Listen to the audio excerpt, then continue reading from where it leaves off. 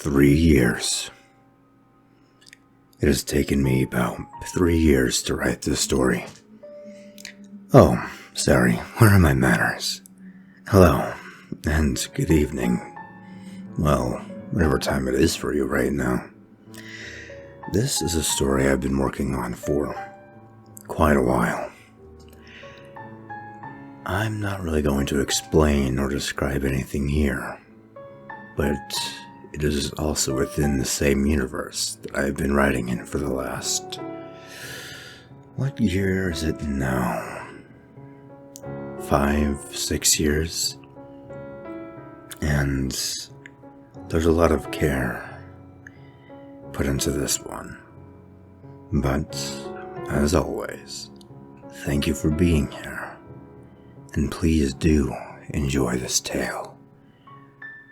I got a job working for a gladiator. Have you ever trusted someone, given them everything you ever had, only to watch them stab you in the back knowing exactly how to destroy you and take all you've ever had? If not, then take my advice and close your heart and never let anyone in.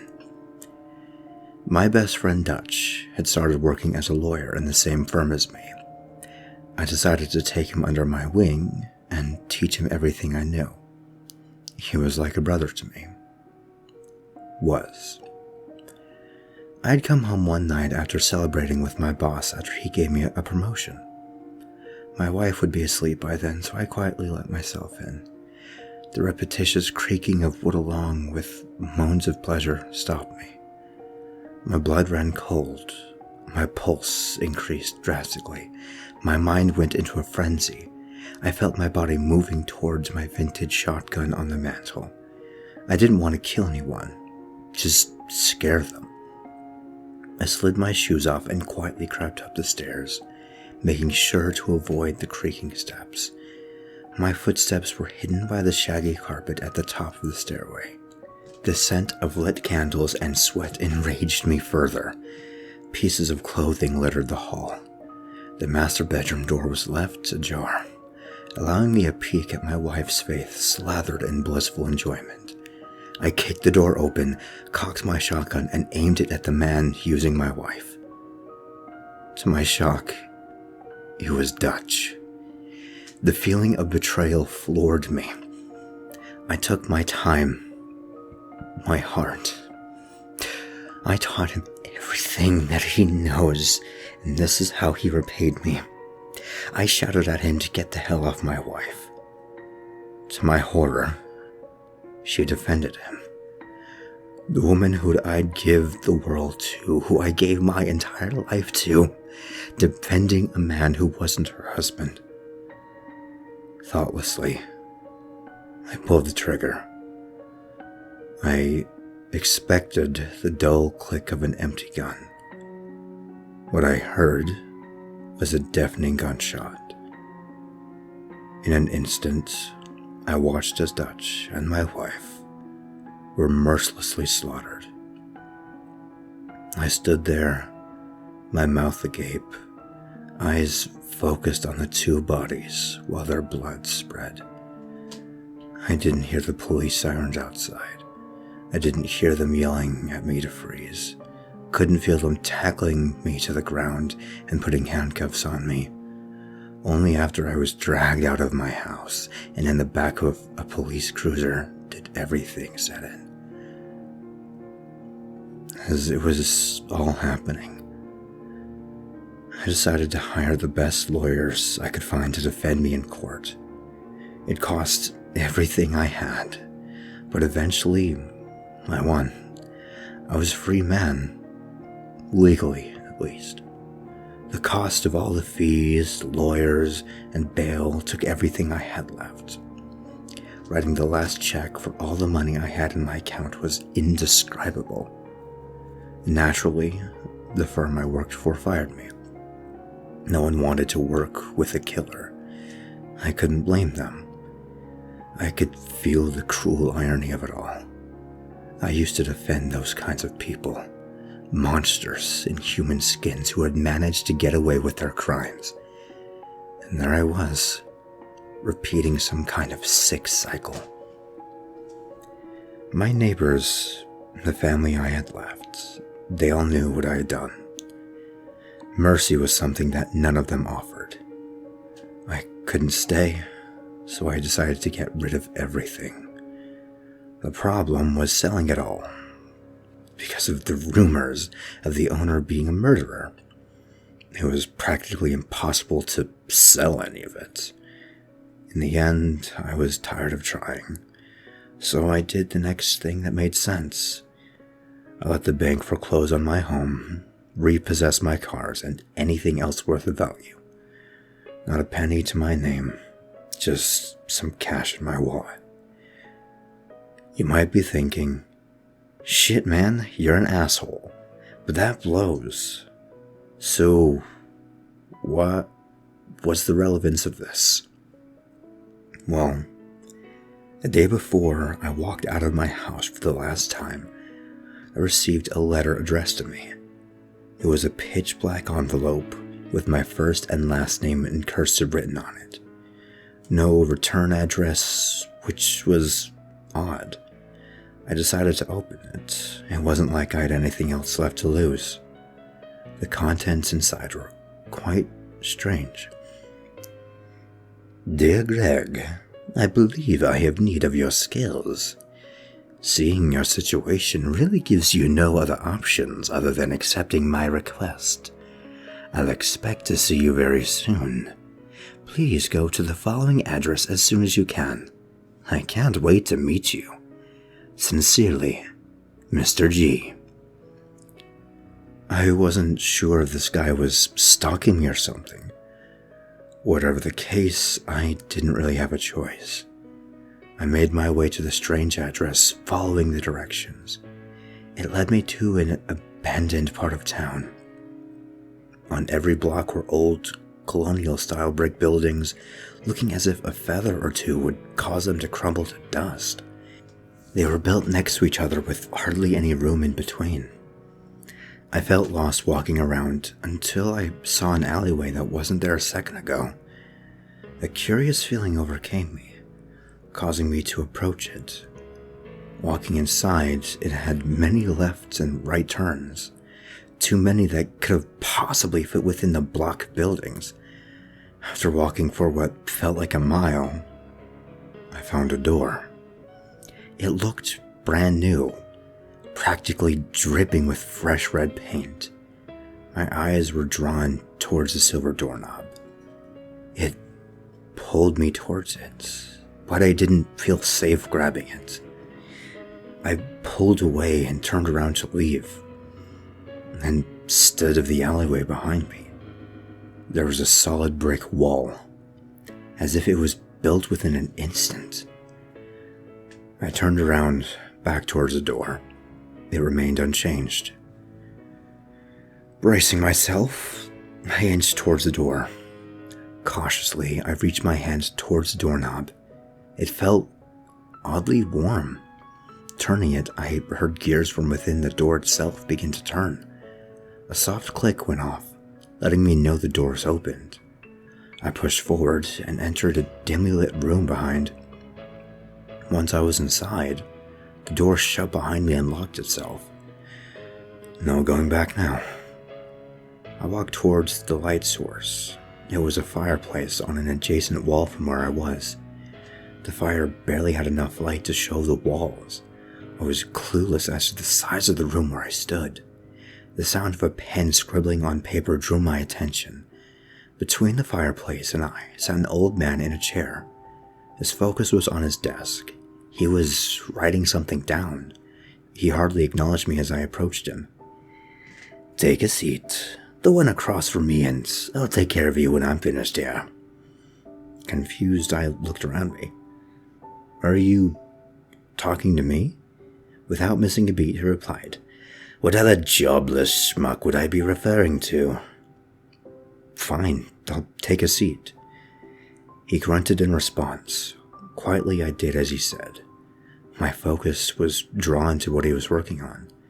It looked like floor plans of a circular structure.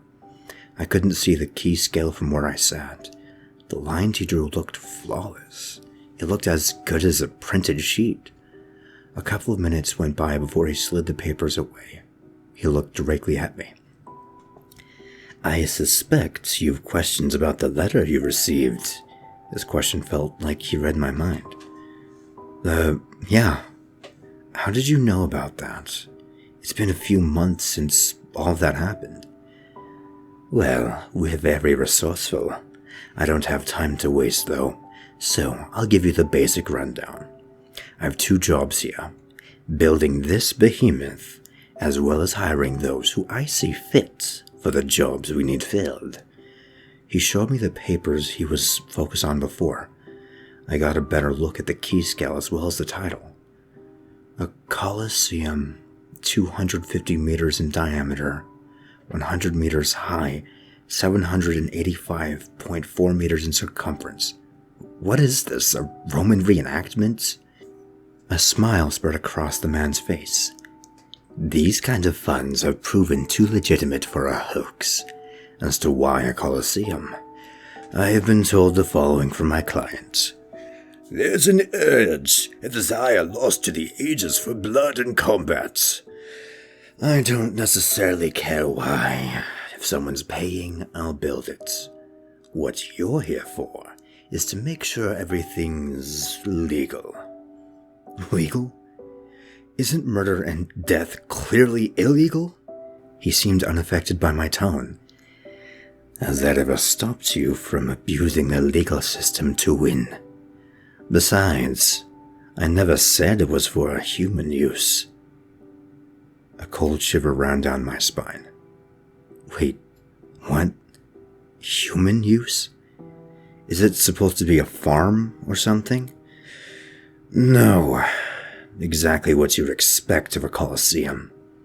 But man versus man, in my client's words, is boring, old, doesn't get to the juicy bit of combat. So it's for monsters to duke it out." I nervously chuckled at his explanation. Monsters? Seriously? You've got to be joking. "Do you want the job or not? The choice is easy. Who else would hire a murderer?" He stuck out his hand for me to shake. I eyed him, looking for any hint of suspicion. I couldn't see any. He was right. My options were limited. Reluctantly, I took his hand and shook it. "If we're working together, what do I call you?" "Call me George, for the record. The job includes a bed, food, water, toiletries, a computer, and internet. Now go and get settled. Your shift starts tomorrow." That's more than generous. So what's the catch? In a dark tone, he answered my curiosity. "Let's just say we've no issues if you were to die on the job. So why not enjoy your last days? Now go. I have another appointment soon." He gestured towards the door behind him. As I got up to leave, he returned to his work. Following his directions, I left through the gestured exit. After I walked through it, I was more confused than before. I stood in an office-like building for one of the higher floors. At least that's what it looked like. From what I saw outside the window, it looked like a view from the 10th floor. In the room was a light brown desk with a laptop resting on it. An office chair sat against the edge of the desk. Behind the chair was the massive window, offering a view of the landscape. It was different from where I had just been. I walked towards the window to get a better idea of where I was. Mountains covered and spotted with the greenery of coniferous trees. Valleys at the foot of each mountain, mostly barren of vegetation. Between the mountains sat a large circular structure in the process of being built. The Colosseum. It looked to be halfway finished. Stepping away from the glass, I decided to explore a bit more. There was a kitchen filled with silver cookingware and electronics, with a fridge filled to the brim with delicious foods and drinks. A restroom, the quality of it felt fitting of a mansion more than anything. A bedroom with a king-size bed in the corner, as well as a nightstand and a lamp. There was also an elevator leading to the other floors. The buttons weren't numbered, but instead labeled with job titles. The floor I had just left was labeled Legal Department. The other buttons read Hacker, Specs, Security, Construction Crew, Electric, and Plumbing, to name a few of them. The first floor was labeled with Boss Man. I tried pressing the first floor button, only to find it turning red. I suspected it was restricted. The same couldn't be said for the other floors. Checking them out, I found they held the same things as the top floors. The only difference being the construction, electric, and plumbing room floors had multiple beds as well as accommodations. Strangely, I was the only one in the tower at the time. There were signs of people being there before, however. Half-empty cups, blankets all over the floor, as well as pillows here and there. Plates full of food that was mostly eaten, and flies eating the remains. I decided to leave, and I spent a few hours looking over everything I could. Finally, I returned to my floor in the evening. The sun had mostly vanished behind the mountains in the distance. I was mesmerized by the sunset. I hadn't recalled seeing something like that when I lived in the city. Soon after, I settled myself before going to sleep. I expected the next day to be quite interesting.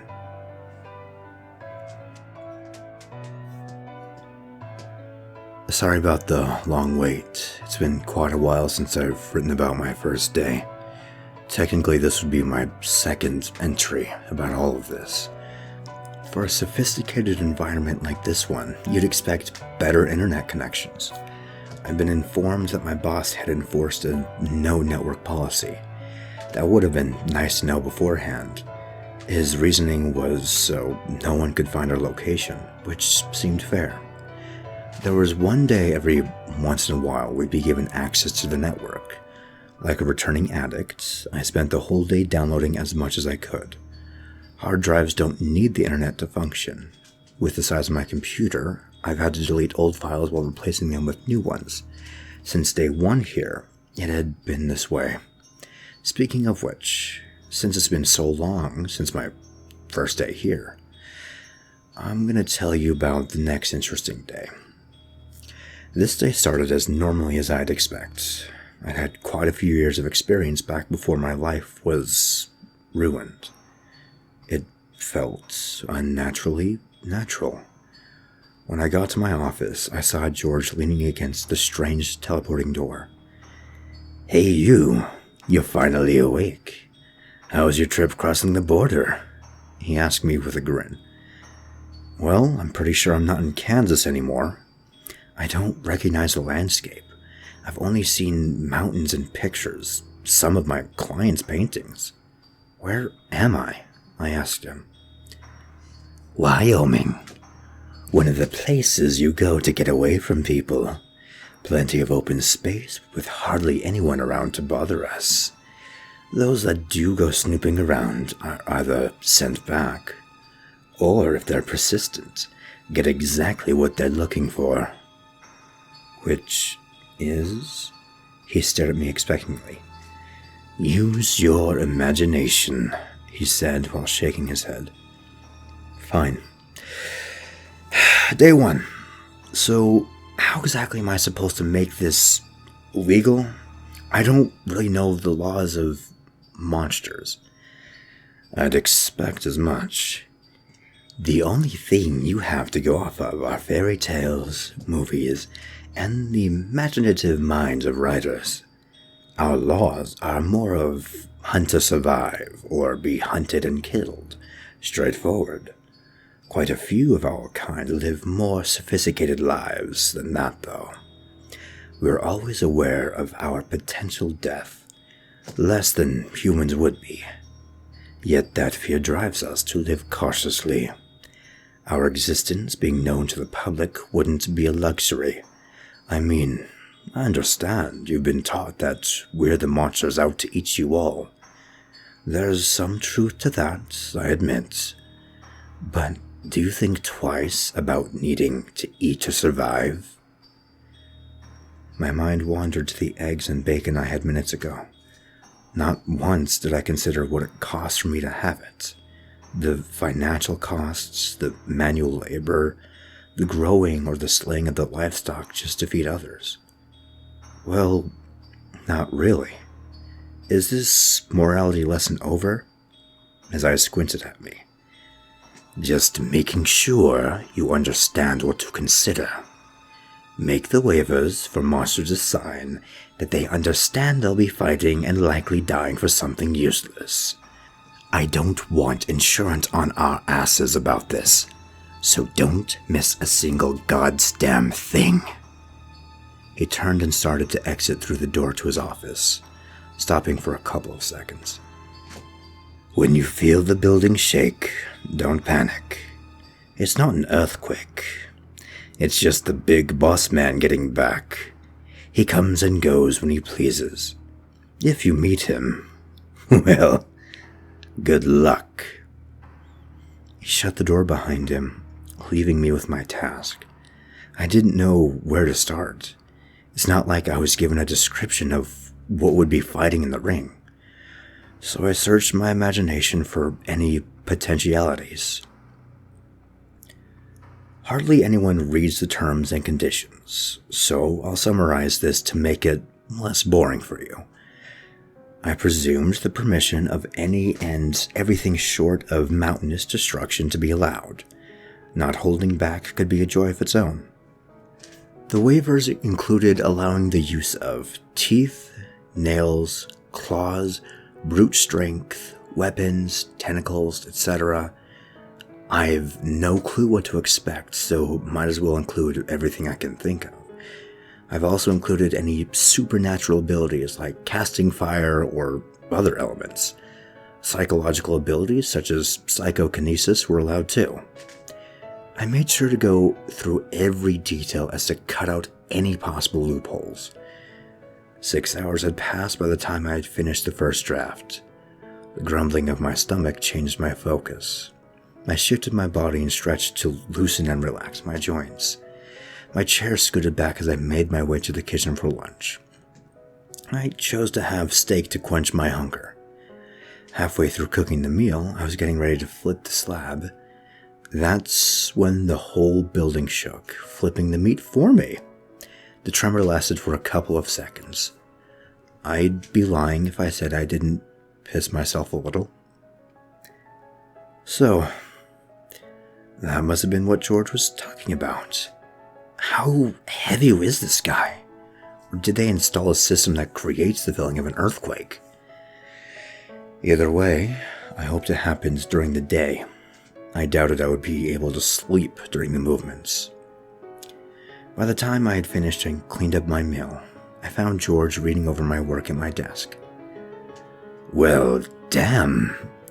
I'd say it'd be hard as hell to dispute this. There are a couple of things I want added, but it can wait for tomorrow. Feel free to do as you wish for the remainder of today. His gratitude felt genuine. It seemed like a very long time since I felt proud of what I've done.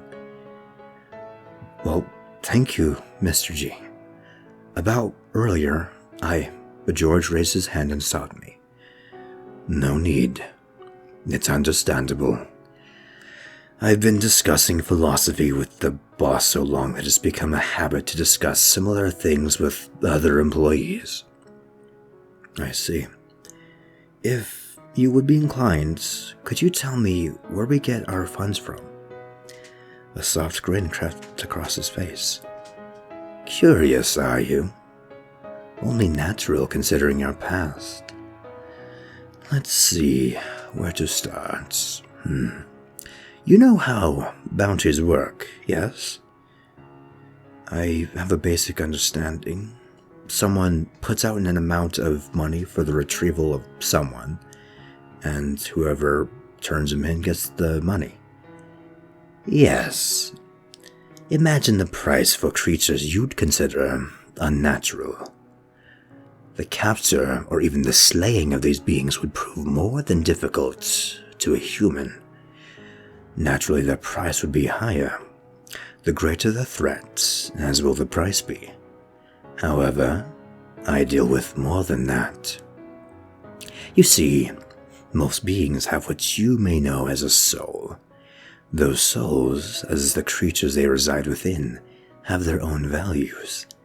I'm able to take both the souls and the bodies and collect funds for the respective values. I stared at him in shock. The way he said it was point of fact, hardly any emotion with it.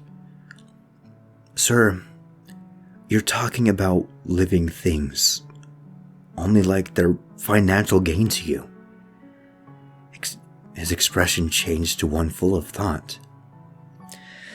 My empathy for other beings has been lost very long ago. I see things as either being able to work with, or as potential profits. Is it any different from how your job treated people as commodities?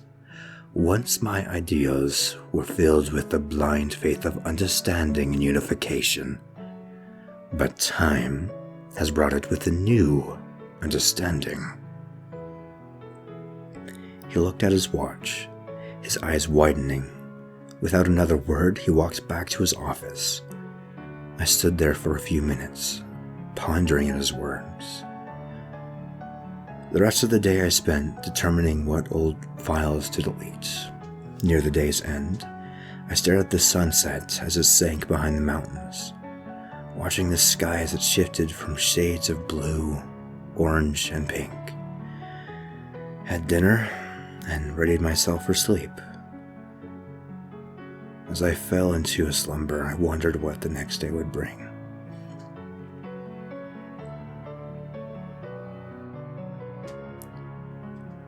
Alright, so construction is getting closer to completion, and life here has been getting pretty routine.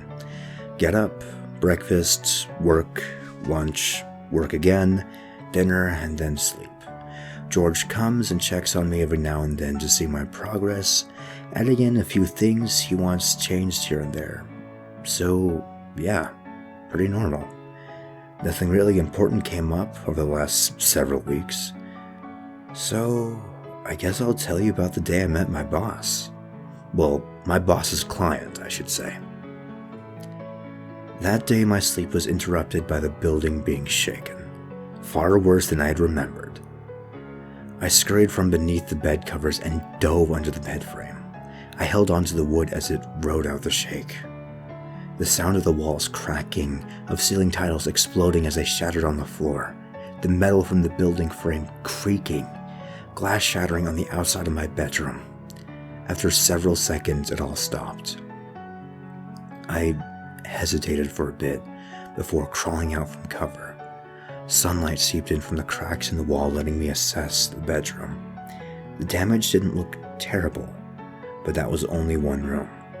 I could hear a clamor of footsteps above me, voices loud enough to be heard through the floors.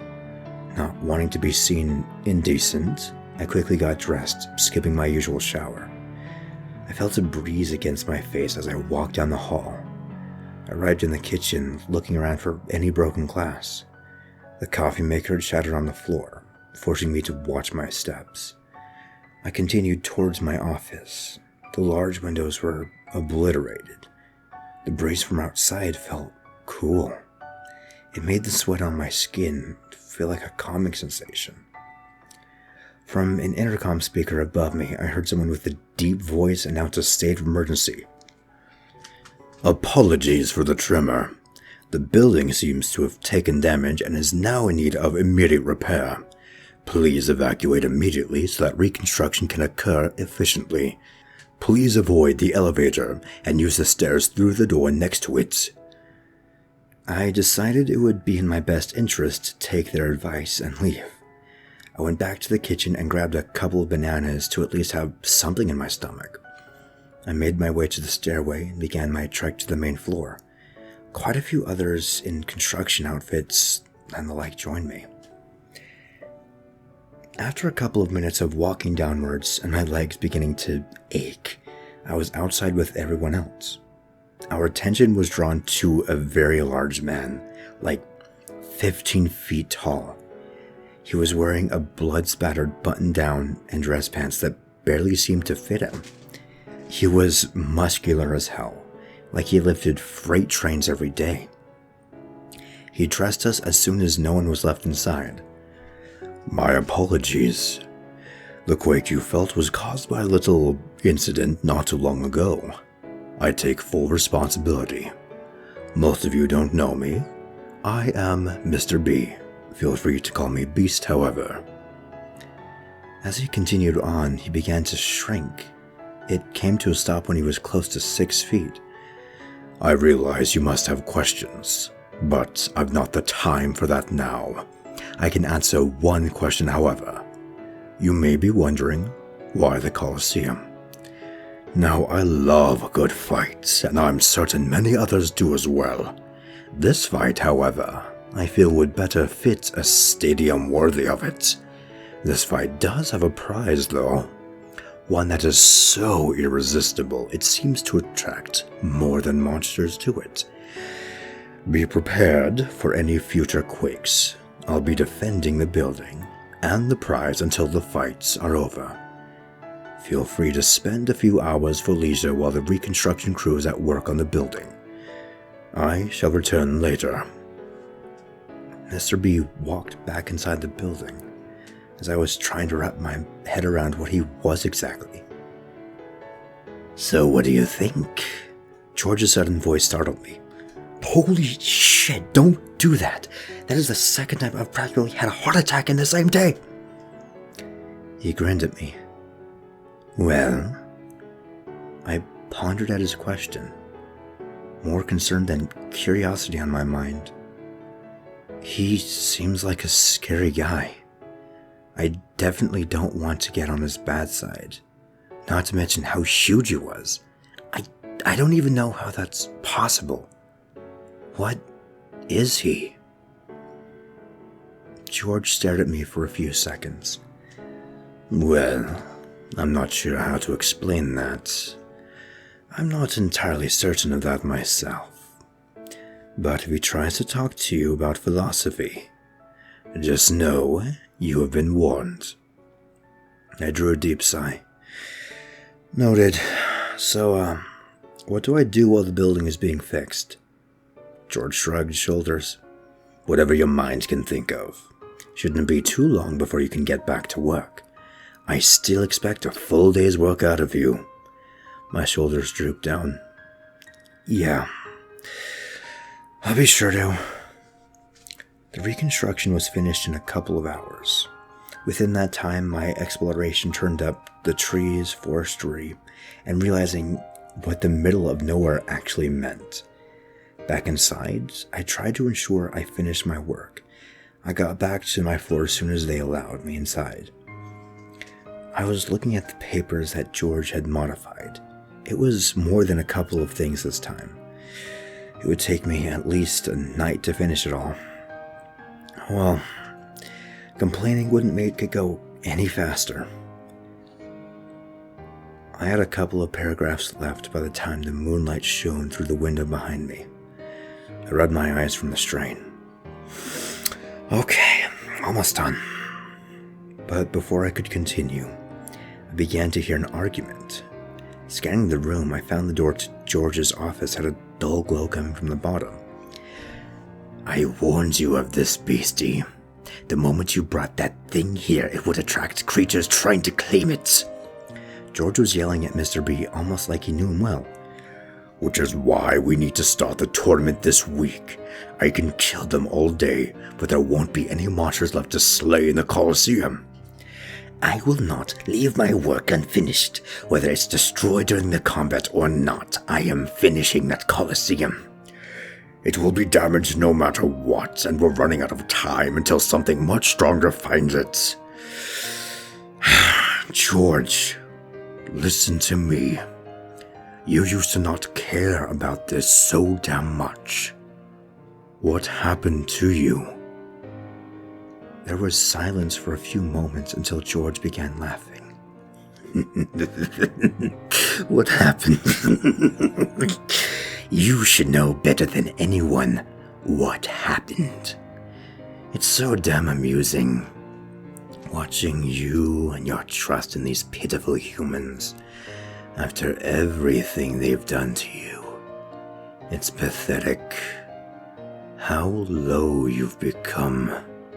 Everyone used to cower at the sight of you. You've gone soft. Beast drew in a sigh, then responded. You are right. I have no reason to give any trust to any of them. They were the ones who always imprisoned me. That made me a monster. Mr. B's tone shifted.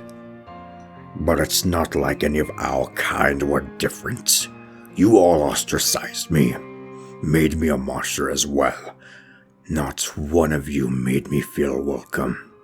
The only one who had shown me any decency was a human. Only one.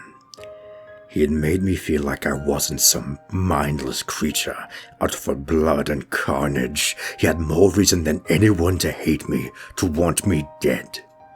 Yet he'd shown me more humanity than any being I've ever come across over all of these centuries. George drew in a sigh.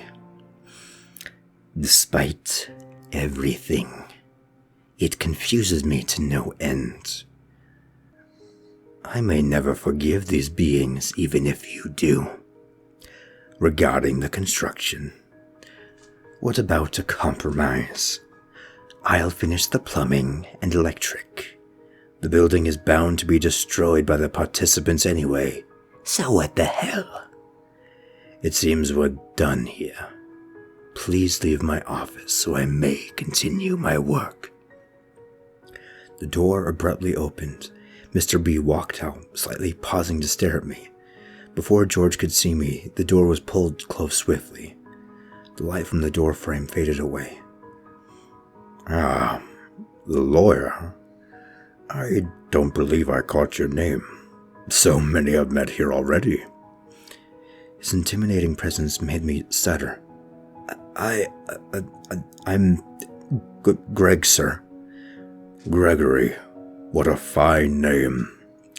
Well, you already know my name, but please call me Beast. I hate being called Mr. and Sir. It's informal, but oh well. He was more casual than I thought he would be. No, you're fine. Beast. It feels weird to call you that, though. Is it an old name, a family name? I'm not even sure what a family is. I do have brothers and sisters, but they're not truly family. As for the name, well, I've earned it. I loved it until it's felt like it's become more of a title defining who I am. I've hated it for a long time. Well, I'm sorry to hear that. I know what it's like to love something that ends up hurting you. If it's any consolation, I think it suits you. More or less. I stammered for a moment, regathering myself. So, you mentioned brothers and sisters. Are they like you? Well, not quite. Not in the way I am. They each have their own quirks and specialties. My quirk, if I would call it that, would be my strength and battle prowess. I can see how those could fit into your frame. Were you born with them? Were you experimented on? Were you human at some point? Quite a curious one. Well, That would take some time to fully explain. I'm not even sure where to start. I was both born with this, as well as experimented on. These abilities are natural to me, but have been greatly amplified through experimentation. Many times throughout my lives, I have been as human as my body was. Well, I don't have much work left to do, so if you let me, I'd love to hear the whole thing. Very well. Pull up a chair. This will take a while. I grabbed a chair and sat across from him, focusing on Beast's words. Go ahead, I'm all ears. He crossed his legs as he sat on the ground. My kind wasn't exactly born. We were created and put inside of bodies by our Creator. He thinks himself as our father, though he's not earned that in my opinion. We were each created with our own abilities, as I've told you. George would technically be my brother. My pupils dilated as I processed his words. You two are brothers? How old are you? You still don't see eye to eye with your own family? He leaned in closer to me as he continued. Technically brothers. As I said, we were never truly family. The route he has chosen has only divided us further. I can't understand him, as much as I've tried to. As unbelievable as it is, we are thousands of years old. You don't have to believe me. I studied his face, seeking for any tells. I mean, why not? So if all that's the case, why are you working with him? He rubbed the back of his head. Well, I don't exactly have the skills to carry out what I'm after. George has the connections and experience to build this Colosseum. I've been dying to see one in its prime again. You know what I mean, when in Rome. That's what you're trying to do? Rebuild the Roman Colosseum? What's the point? All that effort just to watch some fights? Watch fights? Now that is a joke. I am going to fight in that Colosseum. The waivers you made, they aren't meant for humans. No human could withstand a punch from me. I've been bored for a very long time, Gregory, and I wish to feel something, to feel alive again. I mean, if you have the money, you might as well try, I suppose. Well, I don't have any, actually. But that doesn't mean I can't. I'm not here often because I'm actually hunting monsters and beasts for their bounties. Those I take to George, which he uses to finance everything. The details I look past. So you're paying for this place with blood? I guess it fits. But is that really it? All this just for an exhilarating fight? He stared at the ground for a few moments. No, not exactly. I want to find someone who can match my strength. Someone who can make me stop pulling my punches. I want an actual challenge at the least. And then I want to fight them while holding nothing back. So, assuming you win the fight, where will you go from there? Just keep fighting until something kills you? I don't fear death, and I know there exists someone more than strong enough to kill whatever kills me. There's a prize for the victor, however. It's not simply for enjoyment for my sake. Oh? The earthquake you felt earlier, the blood you saw on me. I'm certain more than curiosity filled your mind as to why that is. The prize is something that can't be sensed by most humans, but by monsters and the like. Those beings I have been killing to protect the prize, and I'm not sure what more to expect. That is why I would rather have the Colosseum finished sooner rather than later. I mean, I figured you weren't just busy painting the walls, though you might have been, painting the walls. But if they're just going to keep coming stronger and stronger, won't that just bring out the strongest thing on the planet? I doubt that. Those beings have no interest in this. The ones who are actually strong. Something like this is beneath them. They can see it as the bloodbath it is. I mean, I did invite an old friend of mine, Terry. But he told me he was busy with something else. I don't blame him. But the beings this would attract are the strongest in the area, depending on who can sense it. Now what it is a soul crystal. Whatever being obtains it will be filled with the energy inside of it, making them so much stronger. Now whoever wins that will gain the prize, and then I get to fight them. Even if it kills me. And if you die, what's going to happen to all of us? He pondered the question for a bit. I haven't thought about that. All I have thought about is I'm getting tired of living in this world. I want to feel something again in this life. To fight. That is all the joy I have felt. Combat. Fighting something where we're both fighting for our lives has always been fun as hell. Can't say that's not an intense way to go out. Do you have any other questions about this? I feel I have said enough for you to wrap your mind around for now. We have a few days ahead of us. A long few days. What's happening? We are going to be finishing up the Colosseum. I don't care what George said. He will keep the end of his bargain very soon. I would like to actually have ants to slay before challenging anyone in that ring. And I suggest you get some rest.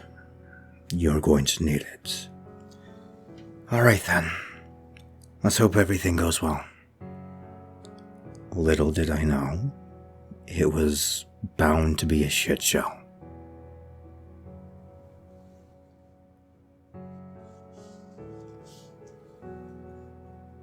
And here is where the shit show began.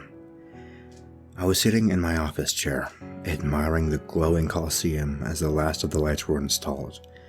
It felt like Christmas watching the last star in the distance appear. Just as the last one came to life, a flash of light came from George's office. A knocking came from the other side. Gregory, we need to talk for a moment. I groaned as I got up from my seat. The scent of smoke hit my nose as I approached. Slowly I opened the door, letting more of the smoke flow into my office. George was sitting in his office chair, smoking a cigar. Well done. I truly doubt anyone could find any holes in this work of yours. I do have a couple of tasks left for you. I've given you network access so you can finish this. I want you to double-check the payroll of all of the employees. Make sure they've been paid what's fair to them. I'll be right here. Doors open if you have any questions. All right. I can do that. Should take some time. Don't want to miss anything out there. Take all the time you need. The fights begin tonight. Well, once Beasts announces it in the arena. I'm not even sure I'd be a fan of watching all that blood and violence. George gave me a curious look. And why is that? Wasn't it you who had committed murder firsthand? My stomach churned remembering what had brought me here. I tried not to think about it. That doesn't change the fact that I don't enjoy it. May I go and take care of this? Yes. Just curious, I suppose. I turned my head to my desk to finish the task at hand. George's smoke oozed out of his office and into mine. I sat down, opened my laptop, and began. It was pretty standard, checking the hourly pay, taxes, as well as anything additional the employee had done to earn more than their fellow coworkers. Though I came across a name, and I felt my body freeze. Dutch Cardell, lawyer. The man who I had killed along with my wife. What the fuck? George asked from the other room. What's wrong? Come across a hiccup? I didn't even process what he said. I grabbed my laptop and stormed into his own office. How in the hell did Dutch work for you? Do you have any idea who the fuck he is to me? George stared at me, a malicious grin growing on his face. I paid him before you came to work for me. I stared at him in disbelief, trying to understand what he meant. Why? George sighed and shrugged his shoulders. Because I needed him, but I didn't want him. His level of skill wasn't what I was after. I wanted you, but I couldn't risk any potential ties, any loose ends. I had to ensure that you would work for me. No strings attached. So I used him to get you. You humans are so predictable. I snapped at him. What the hell? You're telling me you're responsible for her death? For me losing everything? George glared at me, beginning to lose his calm demeanor. I did not pull that trigger. I did not spend your fortune to prove your false innocence. I did not put your name on that contract that kept you bound to me. I may have moved pieces around, but in the end, you are the one who had done all of that. I felt my blood boiling. Not responsible. Bullshit! Without you, Dutch would have never done any of that. He was my rival, but he wouldn't have done any of that! You practically held him at gunpoint, forcing him and me to do your bidding. Saying no was hardly an option! George continued to stare at me, his face holding a smirk.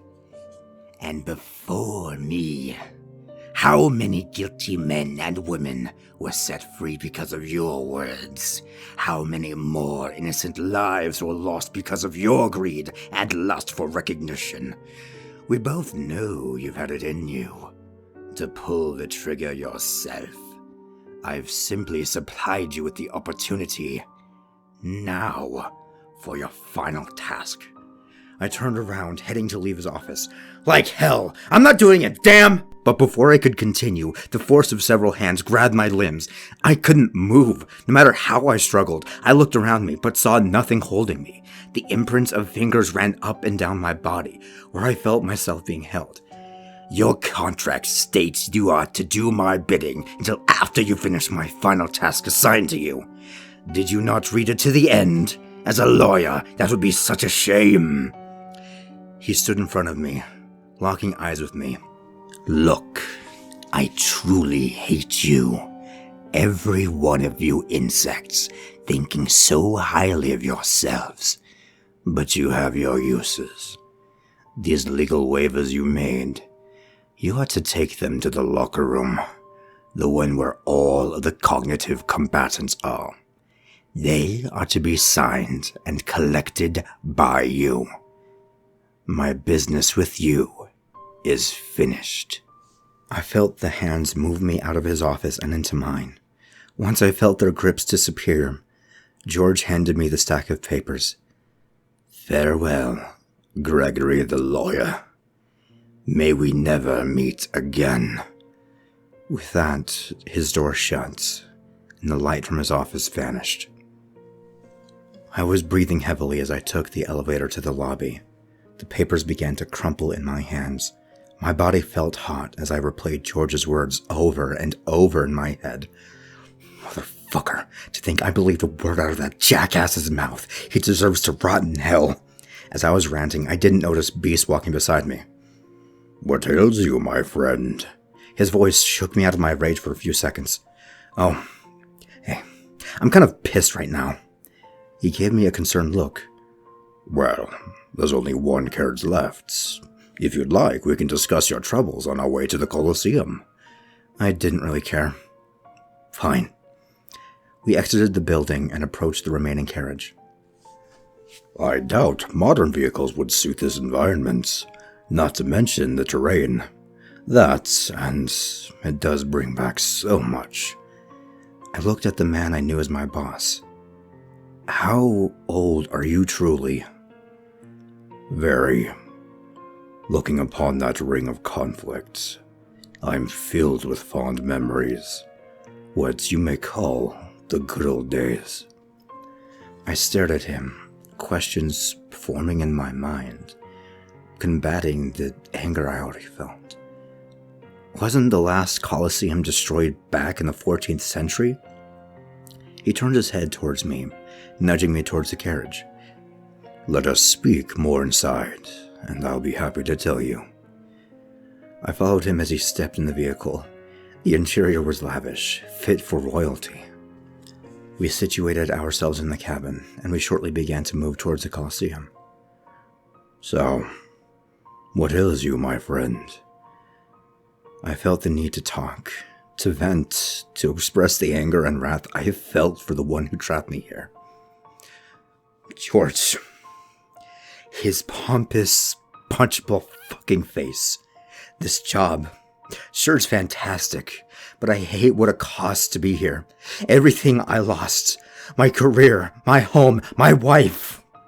It felt good to get this out of my system. I looked towards Beast. He stared back with sorrow in his eyes. No malice nor judgment. I felt tears falling from my face. I felt embarrassed. But at that moment, I didn't care. Deep down, I had to unbury what I shoved down so long ago. I hate him. I fucking hate him. He took everything from me. I hate all of this. I want it all back. Everything good in my life. I just want her back. My little dove.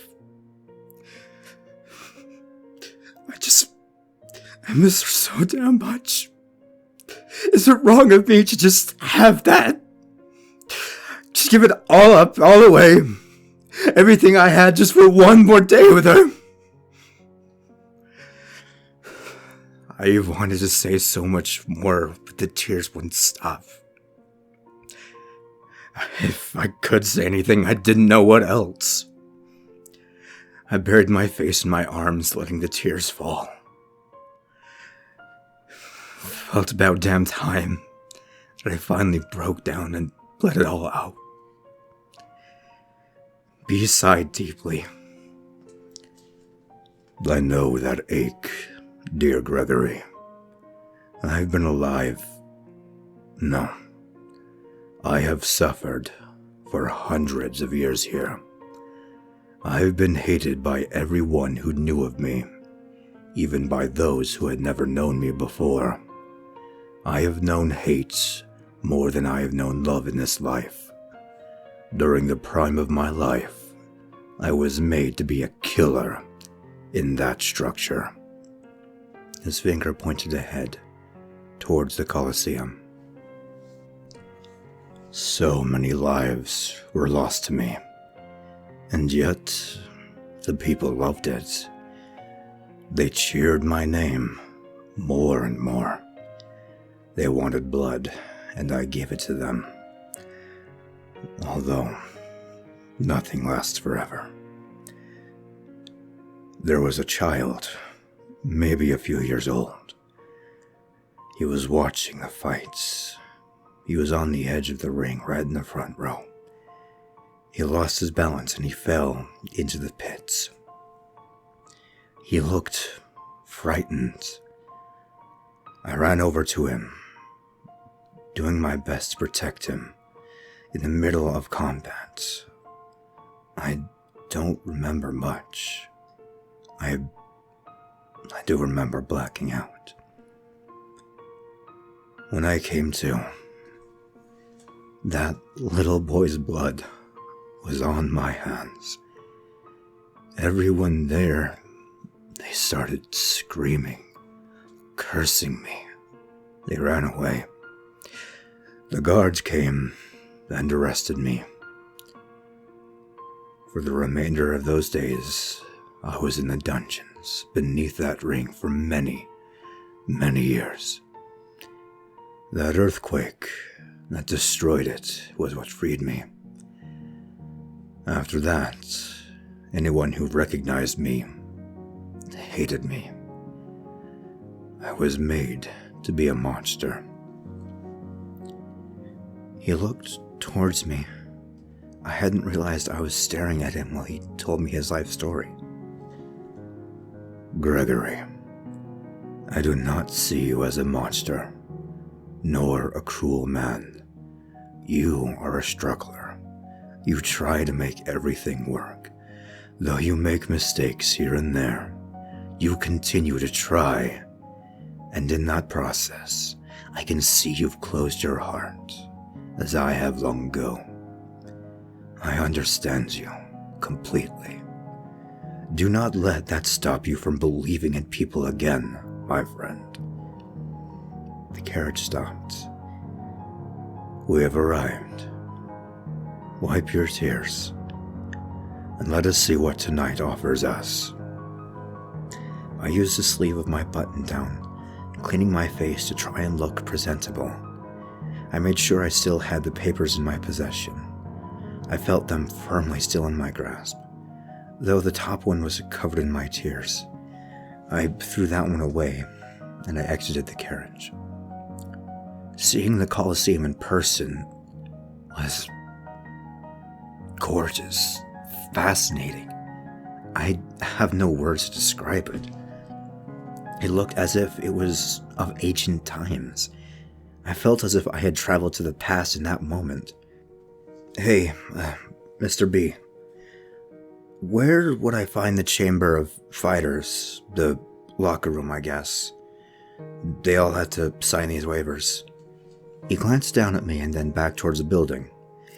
There should be a sign on the ceiling pointing in those directions. They are diagrams. I wasn't sure if every being could read or not. Thank you. Where should I go after? Towards the box. You should have the best view from there. I'll meet you up there. With that, he left. I went inside and followed the signs as he instructed. The closer I got, the more the stench of dead creatures built up. After walking for a couple of minutes, I came across a chamber resembling a locker room, only without the lockers. Inside, it was filled with numerous creatures and beings.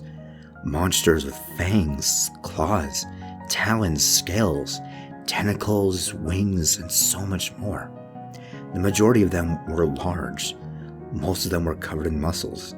Others looked to be smaller, more nimble. There were those carrying swords. The weapons made sense considering what they would be fighting. I cleared my throat and held up the papers. Excuse me, could I get your attention? I'm going to have to ask all of you to fill out one of these forms, otherwise you might not be able to fight. What do you say? Sign forms? Is this a joke? I think I can smell despair on them. Did he piss himself too? Just make a perfect smack! I began backing up towards the doorway. I felt my back collide into someone. I looked up and saw a large cloaked man. Excuse me. I didn't see you there. Those are the forms, you mean, correct? Allow me to assist you. He reached his hand towards me. I in turn handed him the waivers. Thank you. I didn't get your name. That's right. He looked towards the room. In a hushed voice, he said to me, "Call me Charles." There was a few who heard what he said, their conversations immediately growing silent. It felt like the energy in the room changed a bit. Oh, okay, well, thank you, Mr. Charles. I left the combatants to sort themselves out. It was at least 15 minutes of walking around aimlessly looking for the box. Unlike the signs for the fighters, the ones to find the box were confusing. It was at this time that an intercom played overhead. Ladies, gentlemen, monsters, cryptids, and even gods, welcome to the first and final free-for-all of the century. The prize for the victor of this fight rests above your heads. Anyone bold or stupid enough to try and grasp it for themselves before the fight ends will die by my hands. Now, let us meet our contestants. I could feel the structure shake as the gates opened. The collective roars of all the creatures filled the stadium, echoing down the halls. Now then, let us shed some flesh. I was still looking around for the box. That's when I heard a hushed conversation coming from somewhere. I followed the voice, leading me to what looked like an immaculate office with a giant window showing the stadium. A man who looked to be a soldier was speaking into a phone. Yes, sir. It's begun. We can go ahead with the plan. He hung up the phone and looked up towards me. Who are you? Legal. What's with the fancy suits? I stared at him. I could ask you the same. I didn't think military took part in things like this. His eyes shifted towards me. Most of it doesn't. Are you here to make sure the government doesn't need to step in or what? I stared at him in confusion. I don't know what you mean. The government has something to do with this too? Oh, you aren't with anyone official, are you? Well, who the hell are you? I didn't know what this guy would do if I gave him the wrong answer. I'm Mr. B's lawyer. I'm here to make sure we don't get sued by the end of this. The soldier relaxed after hearing this. Well, you look the type at least, and you act the type as well. I guess I'll buy it for now. Anyway, you here to watch the carnage as well? Yeah, I guess I don't have anything better to do. What else is there? I walked to the window and stared at the monsters fighting. There looked to be a mist of red and black in the air. It took a moment, but I knew it was blood. We weren't even 10 minutes into the competition when the sandy floor was littered with carcasses of the fallen. I stopped myself from throwing up, holding my hand over my mouth. I shuddered, remembering the gruesome mess I'd left months prior. I took a minute to breathe when a maniacal laughter shook me out of my daze. I looked through the glass again, seeing a man with a large scythe slicing through the beast with ease. I found it strange how I could see him clearly. It was as if the glass zoomed in wherever I looked towards the arena. It was more than convenient, especially to have a perfect view. The man had a devilish grin plastered on his face. 20 meters from him, a large tentacled creature was tearing monsters apart, while using others to defend itself. I wanted to say it was an octopus, but it had numerous more tentacles of varying sizes on it. The devilish man leapt in the air towards the tentacled beast. He was aiming for its head. At the last moment before the blade could slice it, he was grabbed by a tentacle that formed out of nowhere. He was flung to the ground, back up and again to the floor, over and over. Dazed for a moment, he sliced the tentacle off that was holding him, getting back up on his feet. He looked towards the large creature, all of its tentacles poised and ready to strike.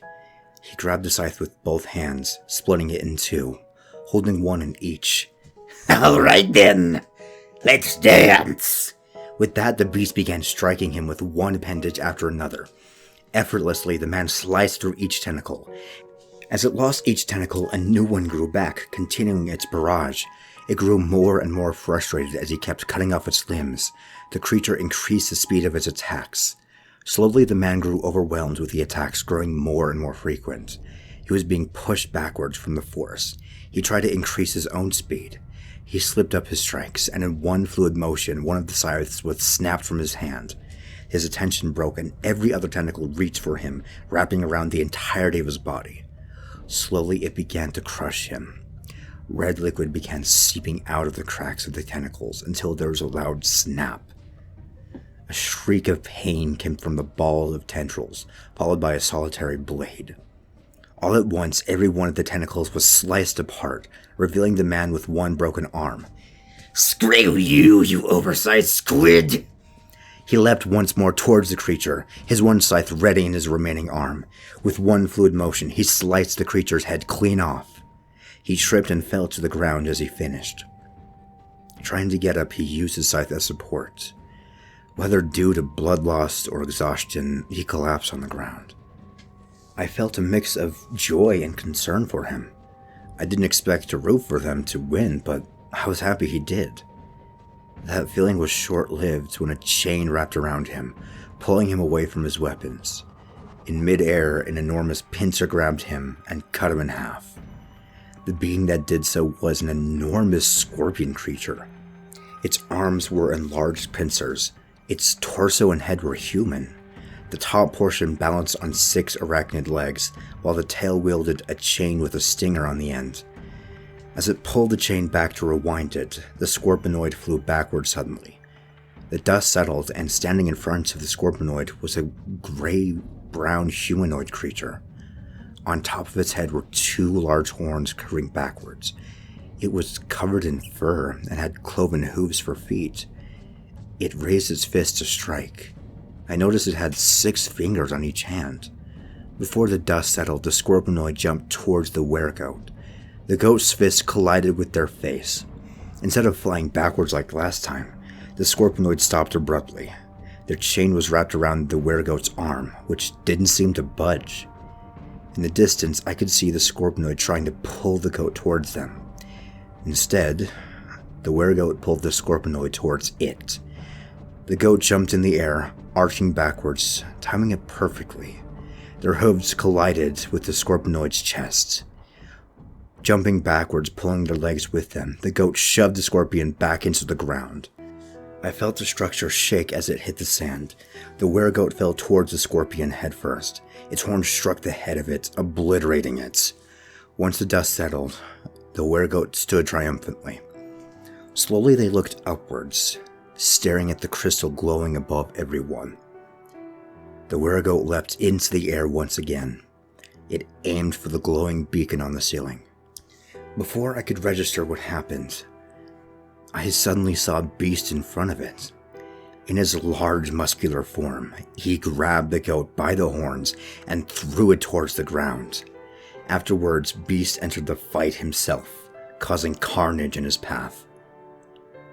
I never imagined I'd actually see him fighting, but everything against him looked as if it was insects. He was much stronger than I expected. I gazed across the floor to see another interesting contender. Leaning against the wall, right next to a gate, was a cloaked man from earlier. He stared towards the combatants, shedding each other's blood. He didn't move, at first. His head turned towards the box, where I was, and he nodded subtly. His attention was caught by a man pointing towards him and yelling. I didn't know what was being said. All I know is what followed. From his back, he drew a large sword. It was as if it was a beam of steel that was hammered to look like a sword.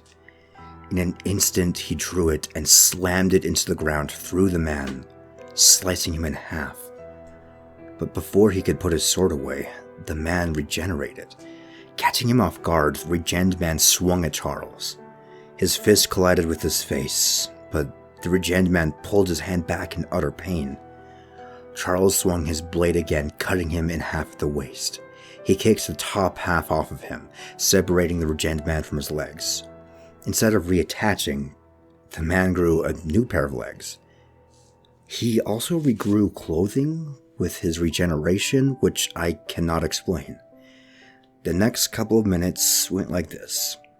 Charles cuts regened man, they heal and regrow, they take a strike at Charles and pull back in pain, and the cycle repeats. After so many times, and impatience as well as I imagine, Charles dropped his sword in the sand, grabbed the regened man by the head, and threw him through the walls and out of the Colosseum. Jesus Christ. That's the hammer. I heard the soldier whispering beneath his breath. Wait, that guy? Yeah, I met him in the locker room. He said his name is Charles. So, who is he? The soldier looked at me in horror. You mean to tell me he didn't die? Now I was even more confused. Didn't die? Who the hell is that guy? Before he could respond, the entire stadium shook. We both looked out towards the glass. An enormous hole was made on the side of the Colosseum. Soldiers began pouring in, shooting their energy-based rifles at all the remaining fighters. A few of them began to get overrun by the monsters themselves, being torn apart and even being eaten. But after that, an enormous inhuman shriek sounded as a very large skeletal dragon entered the ring.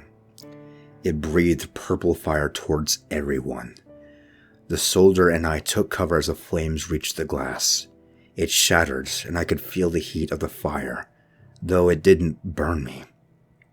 Glancing a look back, I noticed the dragon heading towards the crystal on the ceiling. It took it inside its jaws and tore it from the ceiling fixture. In the process, it caused the entirety of the roof to crumble away. The creature began to walk up the stands, reaching the edge of the Colosseum. Its wings opened up, entirely made of bones as well.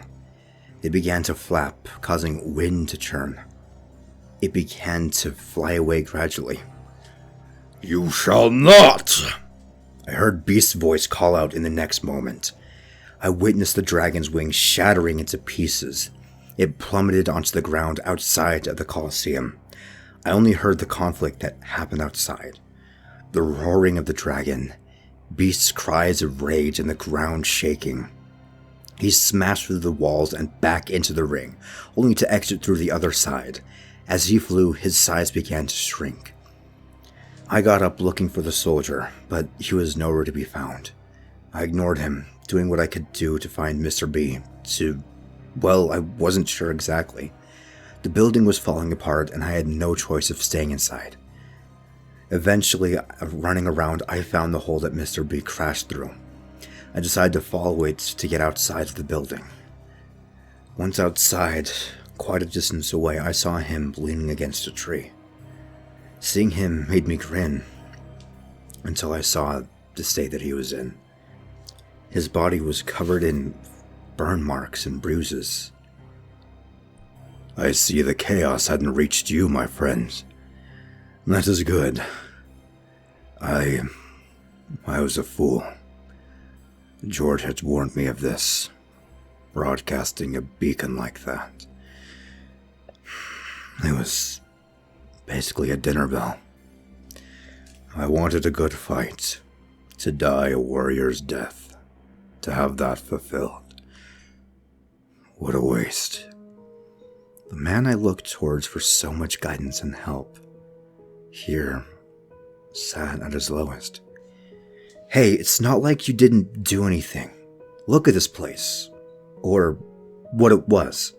None of this would have been possible if you hadn't had the desire for it to be in the first place. I'm sure you had more fun than this fighting everyone else. He chuckled a bit at that. I didn't really fight. There was no one that was strong enough. But I hid.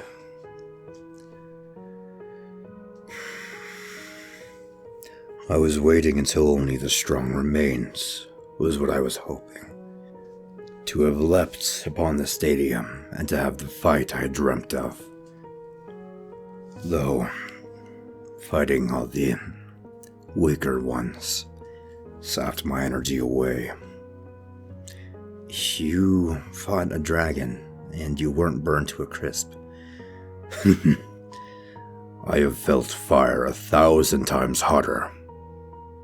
It killed me once.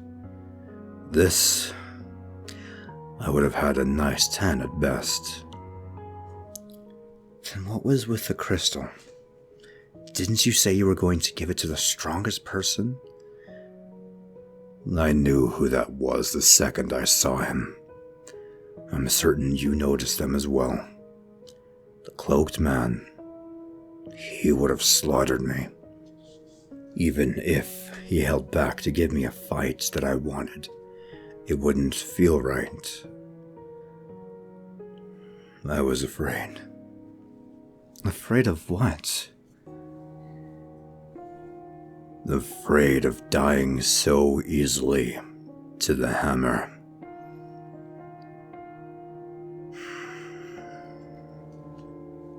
Well, you didn't even fight him. And you gave that dragon hell.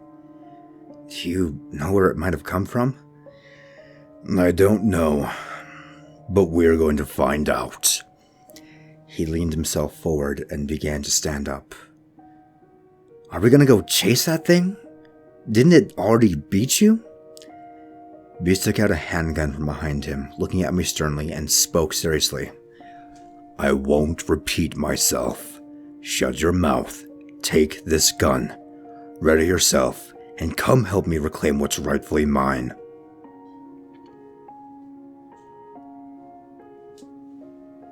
We were outside of the Colosseum. A trail of carnage and foliage created a path into the forest. Greg, listen to my instructions. You must climb onto my back and hold your breath and close your eyes. If we want to catch up, I'll need to go fast. Your frail body wouldn't be able to keep up with me at full speed. I can slow down enough, but I would rather not lose their scent. I nodded slowly and did as he said. My hands gripped the back of his shirt, my legs trying to wrap around him. Are you ready? Yeah. I took a deep breath in and held it. Moments later, I felt the wind immediately pick up, the force of it almost forcing me off of Beast. I held on with everything I had. As seconds passed, I could feel myself beginning to grow desperate to breathe. I fought the urge as best as I could, but it only grew. More seconds passed. My lungs were screaming at me. I was about to give in when I felt the wind stop fighting my body. We'd stopped, and I had gasped in as much air as my body would let me. Forgive me. I've forgotten how much you need such things. Catch your breath. We are here. I looked around me. A large warehouse in the middle of the woods stood in front of us. A garage door was wide open. A glow of white light from inside lit up the area around us. Beast walked forward, and I followed close behind, my pistol held in my hands. The second we entered, the garage door slammed closed. The ground shook, lowering further beneath the surface level. It was an elevator taking us downwards. Do not worry, Gregory. We should be fine. I nodded towards him, a strange feeling of belief in his words. After a couple of minutes passed, the elevator finally stopped. A large hallway was before us, strangely empty. We walked towards the end, the sound of mumbling and gadgets growing louder as we continued. As we got close, a voice in the distance yelled, Brutus, go and distract the big one. The ground shook again, this time as if something large was walking towards us. I looked up and saw the giant dragon skeleton looming its head around the corner. Wait, it got bigger? The rest of its body rounded the corner. It was indeed the same giant skeleton, its wings still broken off at the joints. It began charging at us. I felt Beast grab me before I could process what was happening. He hurled me to the side while the dragon collided with him. He punched its face, the entire skeleton shattering apart. But before they fell to the ground, they simply recollected back together and continued its onslaught. Go, keep going, I can handle this. He yelled towards me as I collected my bearings. I got up, realizing my gun was no longer in my hands. It had slid towards the corner where the dragon came from. Hurrying, I grabbed it and pushed onwards as the sounds of the fight continued. Around the corner, there were several doorways with many colored lights that were on the right and left of me. The sound of clicking as well as rambling from the closest door to me caught my attention. I readied my gun as I approached it. I bolted inside, seeing a man in a lab coat with wild hair. He turned towards me, his eyes looking funny through his glasses. "Freeze!" He simply rolled his eyes and began to rant. Great. So damn close. And this numbskull comes in here. God damn it. Look, man, I'm not sure what you're planning on doing here, but that pea shooter won't do much here. Do you really think I don't have another dragon at my command? He was right. I didn't know. Playing it safe, I lowered my gun and I listened. Now what? The scientist smiled and offered his hand to me. Now we wait for the experiment to finish. Call me Caspian. Dr. Caspian Krishnak. Please take a seat. I haven't exactly had someone to talk to in a very long time. I sat down, trying to see if he was actually a threat. He didn't look like he was carrying anything, but I couldn't be too sure. What would you like to talk about? He sat down in his own chair and scooted forward, like an excited preschooler. Well, I'm certain you're at least somewhat curious of why a giant kind of dead dragon was walking around. He was right. I was curious, at the least. Yeah, I guess. He continued on. Well, what if I told you history as we know it isn't accurate? Now it was my turn to roll my eyes. Yeah, the victor writes history and the like. Is that what you mean? His face went pouty like that of a child. No, not like that. I mean the ancient past, before the Romans, the Persians, before Alexander conquered most of the Eastern world, before the Spartans were wiped out, before any of our written history. I mean sometime after the very beginning, but before we officially began to record it all. I pondered at what he was telling me. What, like a religion or something? Deities? He shook his head vigorously. No, not anything like that. That dragon should be proof enough of what I'm getting at here. All emotion left my face as I stared at him with disbelief. What? Magic? Fantasyland? Seriously? I'm sorry, I lost my belief with what magic was when it was capitalized by companies for profiting off of children's happiness. He looked at me with a stone-cold serious face. Look, just listen. The giant crystal and those walking bones should be enough to prove my point. But hear me out fully, please. I had to find an opening in his excitement, so I let him continue. Fine, I'm listening. He smiled and jumped around giddy like a child. Excellent. Now, throughout history, there's usually remnants, relics of the civilizations that have come before. There's almost always these things.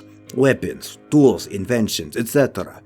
But other than that crystal and that dragon, I've hardly found anything of these ancient people. Now, if a natural disaster destroyed them, there'd still be something left of them. If they were destroyed by war, their structures and inventions would still be here to tell of their advancements. Yet, nothing. I found very few things of these people, but I believe they were advanced with the use of magic. How else could you explain a fossilized reptilian with wings? How else could a fucking magic crystal exist? My interest grew as he continued. Okay, let's say what you said is true. How could all or most of an entire civilization just vanish from history? His eyes narrowed as he got quiet. Because it was purposefully destroyed. Who else could have destroyed everything of a history other than someone who had lived in that time? They would know everything, where everything was. The weapons, the relics, the inventions. What if I told you they were still alive, walking among us in today's world? They would have a first-hand experience with how societies have risen and fell throughout our species' history. What if... Let rule! A sudden shout interrupted his speech. The sound of bones colliding with the ground replaced the distant fight. Everything was quiet. Footsteps began to come closer to the room. Time began to feel as if it was passing slowly, as I waited to see who approached. I saw Beast enter the room.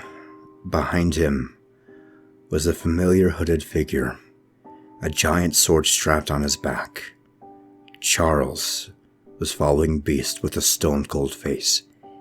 Impossible! A tier 17 spell at the minimum would be needed to destroy such a being. Caspian looked as if someone had destroyed his favorite toy. The cloaked man looked towards the scientist. It seems ancient magic has been abused. I'm interested in how you could obtain such knowledge, let alone the power needed to use it. It seems I must kill you. Beast intervened, stopping the man from attacking. Charles, no. The less you interact with these people, the better. Plus, it's the crystal I've come for.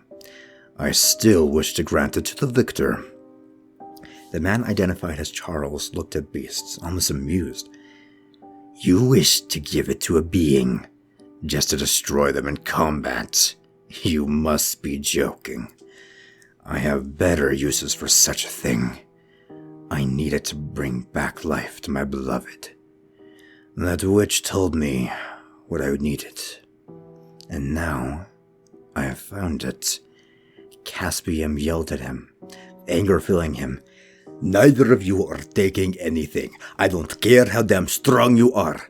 I'm using that big damn lacrima to restore magic back into the human species, just as it rightfully belongs. It was stolen from the people of back then, and we were sent into the Dark Ages without it. It's only fair it's given back. Do you have any idea what it's like to live weak and feeble, as those physically stronger than you dominates? Did you grow up with that hammer into your head day after wretched day? Charles rose his voice. Humanity would only use it as a weapon, annihilate each other overnight. They're hardly wise, let alone strong-willed enough to use such a thing. I watched as the three argued over the crystal, their tempers only rising. Without thinking, my hand slid towards my pistol, aiming it towards the glowing rock. Caspian was the first to notice, jumping in front of me as I pulled the trigger. A deafening gunshot silenced everyone. The bullet collided with the crystal. Cracks began forming through it, until it shattered. As it exploded, I felt an energy surge through and into me. The shockwave knocked the wind out of me, making me crash into the wall behind. I struggled to breathe for several seconds. I looked around the room. Charles and Beast seemed unaffected by the blast. Charles just stood there, his jaw hanging as he stared at where the crystal once was. He drew his sword, turning towards me. Fury filled his eyes as he swung at me. Beast drew his arm upward in an attempt to block his strike. The blade sliced through his arm like butter. I forced my body out of the way. In an instant, I couldn't feel my leg anymore. I looked down, seeing it severed from my body. I struggled to process what was happening. I stared blankly as Beast knelt above me. Charles spoke to Caspian. Die, knowing you are closer to the truth than any being that I have slain. Those words were the last I remember before everything faded to black.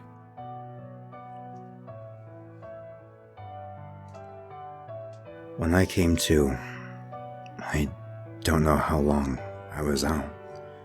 I was still in that lab, now seeming much more destroyed than it had been before. I sat up, strangely without trouble. The memories of Charles attacking us hit my mind. Slowly I looked downwards, looking at my legs. I had two, one clothed and the other bare. I tried to wrap my head around it before a beast's voice shook me out of my thoughts. My blood and body heal and regenerate. I couldn't let you bleed out, so I did what I could to get my blood into yours. It wasn't easy, racing against my own abilities, but it seems that it was successful. If you would not have absorbed the power from that crystal, you would not be alive right now. Same thing. Vice versa. As for the extent of what you can do now, I do not know. He offered me his hand. Taking it, I got up and we walked towards the exit. Where did Charles go? That was the hammer. He slaughtered that scientist, destroyed his research, and left without saying anything. I only heard the sounds of his destruction as I was saving you. Beast helped me get up, and we began to leave the room. As we continued, I began looking in the rooms adjacent to us. In one of them, I noticed a hand coming out of a test tube with a flickering light above it. There was a light wheezing coming from him. The person inside was still alive. Maybe we should put them out of their misery? Beast nodded. I walked towards the glass, getting closer to them. It was a young man struggling to breathe through the destruction around him. A few jagged pieces of glass pierced through his neck, obstructing his lungs. I felt Beast nudge something to me. It was a pistol. I aimed it and I shot the man in the chest. His wheezing stopped, going to silence. But as soon as their body went still, his eyes opened and locked onto mine. A wicked grin spread across his face as he leapt towards me. He grabbed a shard of broken glass as he pounced on me, stabbing my chest several times. It hurt, but not for long. I felt my body healing itself almost as quickly as I was being stabbed. Beast grabbed him by his neck, snapping it as he slammed him against the wall. Just as before, his eyes shot open right after. In a calm yet wild demeanor, the man spoke. Ah, hello, Beastie. It sure has been such a long time. Beast eyed him suspiciously, trying to recognize who he was. Who are you? Well, this body and this boy seem to be known as Hunter. You know me as Harlot. Beast's face lit up as if he had seen a long-lost friend. I thought you were in that dark prison, old friend. How did you escape? Harlot continued on. It seems this boy's body had been experimented on, killing him and bringing him back to life over and over. Every time he passed, he appeared in that realm. The prison realm. He kept coming in and out. I simply grabbed onto him and hitched a ride back to the world of the living. And it seems I've bonded to his soul. I've yet to find a way to separate. Now, you wouldn't mind if I left this place with you, would you? Beast looked at me, then back to Harlot. On the condition that you do not harm this man. He is a friend to me and a trusted ally. Agreed. Harlot drooped his shoulders as he spoke. Fine, I won't kill him, or hurt him at all. You have my word. After that exchange, we left the underground fortress, barely managing to use the mostly broken elevator. Once outside, we began the long trek back to the office building.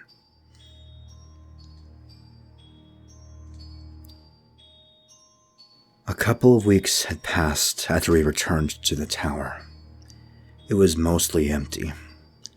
The electricians and plumbers have left. About half the construction workers remained in the building. Harlot, Beast, and I as well stayed. I remained on the floor I had grown accustomed to. Harlot stayed a couple floors below mine. I'm not sure where Beast dwelt. He had informed everyone remaining that we would have 1 month remaining of plumbing and electricity, as well as internet being given every Friday. I wasn't sure where I would go after this. I couldn't exactly get a job with my history. I haven't really felt like I've needed to sleep. I've been full of energy, more than I've felt in my entire life. I've been outside finding out how far my newfound abilities could reach. I can feel every part of my body, every organ, muscles, flexing, everything. My regeneration and healing is increasing in speed, though I'm not going to try to cut off my leg again to test that. My speed and strength has been growing rapidly, though. My body seems to slightly grow and shrink to normal when it activates. At the end of the 3rd week, I lay in bed, restless. Thoughts of having no clue where I would go ran through my mind, keeping me awake. Knowing I had a job working here calmed me. Now I wasn't too sure what to do next. A knock on my bedroom door broke me from my thoughts. "Excuse me. I would like to discuss a few things with you, if you wouldn't mind," Harlot said from the other side of the door. "Yeah, sure. Come on in." I sat up and waited for Harlot. He came into my room holding a bag. He sat it down next to him as he sat down. "Look, let's just get this out of the way. I don't like you, or anyone else. If I didn't respect Beastie one bit, you'd be dead on the floor right now. Well, as dead as you can be. Goddamn regeneration. Secondly, please dispose of this somehow." He handed me a plastic bag full of candy, treats, and unhealthy snacks. "Not in the trash. This boy would look even there for this. Bury it for all I care. I'd rather the sugar not ruin this body. For you to better understand, I'm not the original owner of this vessel. That would be Hunter." He told me this as if none of it sounded completely insane. "I see. I don't think I fully understand as of yet. So, who are you?" "I mean, I don't really know what you are either. From what you've explained, wouldn't you be some kind of demon?" I eyed him suspiciously. "Your understanding of what I am disgusts me. Primitive religious ideals clung on to for far too long. I'm much older than what you may believe. I'm no demon, as you call me. I'm something much more complex than that." He scowled at me. "Very well. What would you be then?" I waited for several moments before he sighed and responded. "How do I put this in a way that you would understand? I've existed for many millennia, according to the age of this world. Though I've never seen most of it. I've been trapped inside of a void without a body for so long. Popping in and out of this void was this boy, or his soul. He's died and transported to another life so many times. He was my ticket out of there. When I escaped, those scientists experimenting on this body to make it immortal. But in the process of both of us going in, it fused us. And now, I dare say death will never permanently have us, though. It's more of a curse than you'd think." He stared into the distance. "How so? Isn't immortality what people dream of?" "Death is only feared because life ends. It is embraced after life becomes more than torturous. We still experience death, but we come right back here to a fully healed body. We are sent back to that cursed void. He's been traumatized by it, so I've done what I can and erased his memory of it to save his sanity. His method to do that is getting himself addicted to the overly convenient sugar bars." He gestured towards a bag of candy. "So that's what this is. I'll do what I can to hide it from him. Also, you haven't answered my question. What are you?" He gave me a curious look. "If you are so interested in that, I can tell you. I am a manufactured soul, I am not natural like you or the boy. I did not come into existence by the natural order of creation. I was created by a man. That overcompensating, delusional, hypocritical fool chasing his history away. I'm a copy of his soul. Though I was made with my own will. He hated that, so he tried to kill me. I escaped, and I have hated him ever since. I was hated for existing the way that I was created.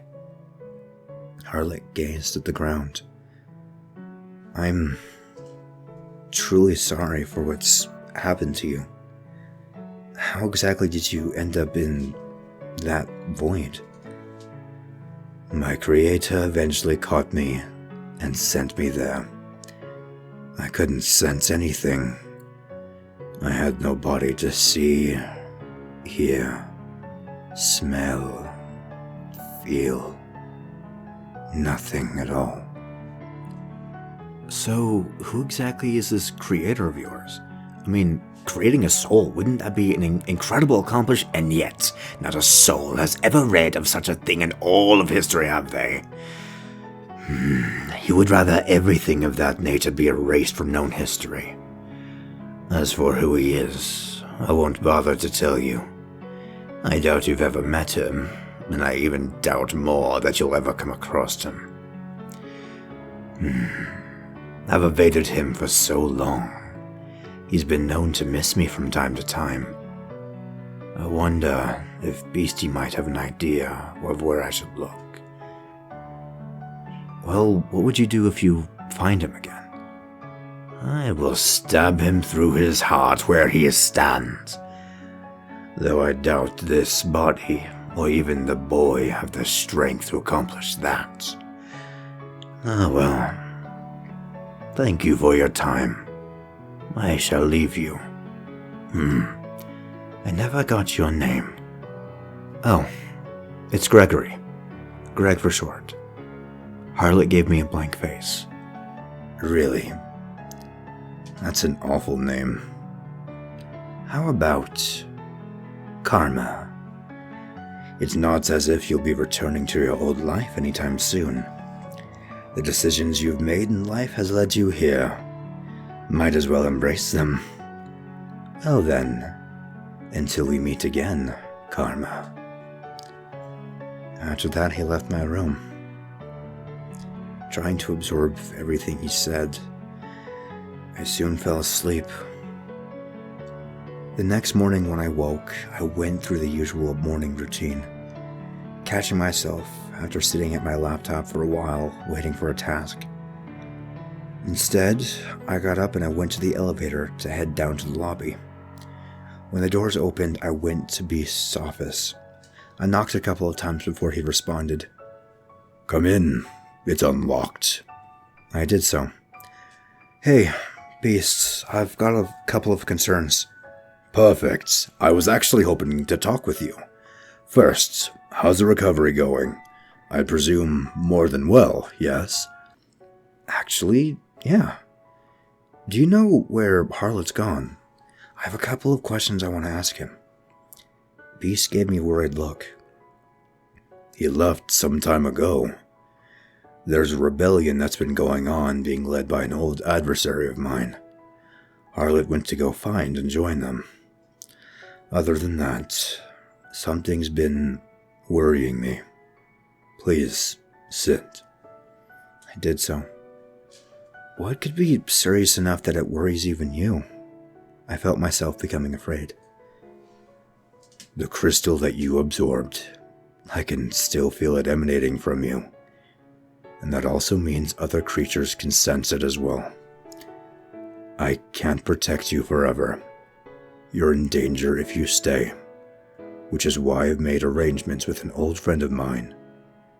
Head to this location and give this letter to a man by the name of Seamus. Make sure he reads this letter. You should be safe with him. Beast handed me the address and a sealed envelope.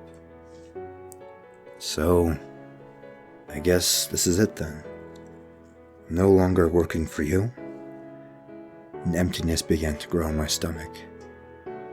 Yes, it has truly been an honor working with you, Gregory. Beast stuck his hand towards me. Yes, it has. But from now on, my name is Karma. I grabbed Beast's hand, firmly shaking it. Well, I hope we meet again, Mr. Karma. And that was how I had a job working for a Gladiator. I'll be sure to tell you about my next job, though. You aren't going to believe what I do now. I'll update you when I can, though. This has been an interesting life. So far, at least. The Tale of the Gladiator. Returning to his origin. Now, many of you might not know who Beast is, but he is a reoccurring character in quite many of my stories. And to a few, he's actually a fan favorite. As for Gregory, a cursed life, but a fascinating one. And as for the next job, I'm currently writing it.